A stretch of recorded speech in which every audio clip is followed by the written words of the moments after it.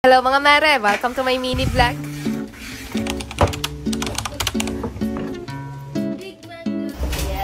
Magandang araw mga mare. Ito at nagluto ako ngayon ng paksiw na bangus na may okra at talong para sa tanghalian. Tapos meron namang nabiling hinog ng mangga yung asawa ko sa talipapa kanina, kaya ito at hinugasan ko na rin. At masarap din nga itong pampagana sa pagkain. Pero napakamahal ng kilo ng mangga mga mare. Biruin nyo itong 2 piraso ay 120 pesos na.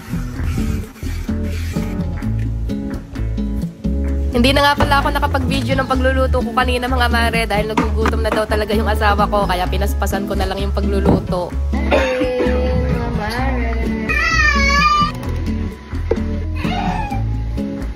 Kain po. Mag-play ka na lang dyan. May mga flowers sa bag mo. Pwede mo maraming naniwa. Kain pala tayo mga mare. Alam nyo ba, sobrang paborito din talaga naming lahat ng paksiw na bangus, lalo na nga yung taba ng bangus. Minsan nga, pinag-aagawan pa namin yung mag-asawa. Yummy? Yum?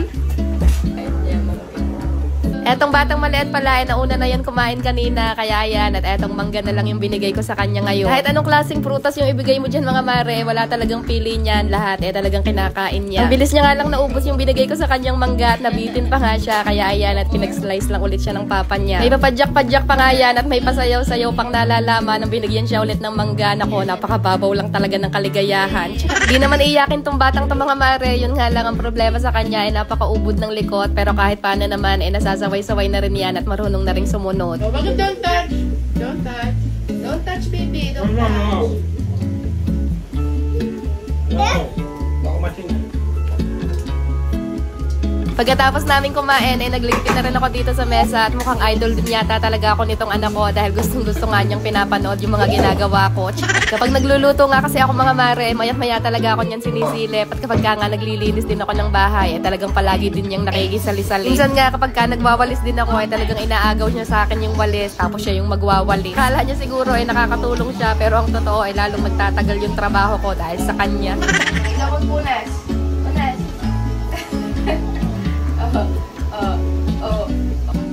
Yan. Baby, nagpupunas na lang mo. Very good. Ito, punas mo to, punas. Ito, punas mo. Yan, good job. Give to mama na. Ito pa, punas mo to, ito. Ito. Ayan, punas na yan.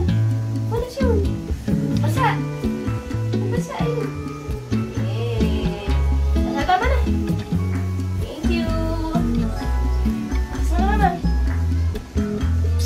Diba, wala pang 2 years old yan, pero may pakinabang na. Sabi ko nga sa papa niya, patulugin na muna to sa kwarto at nang makapagligpit na ako ng tuloy-tuloy dito. Kaya paano mga mare, good night na muna. At ayun lang muna ulit for today.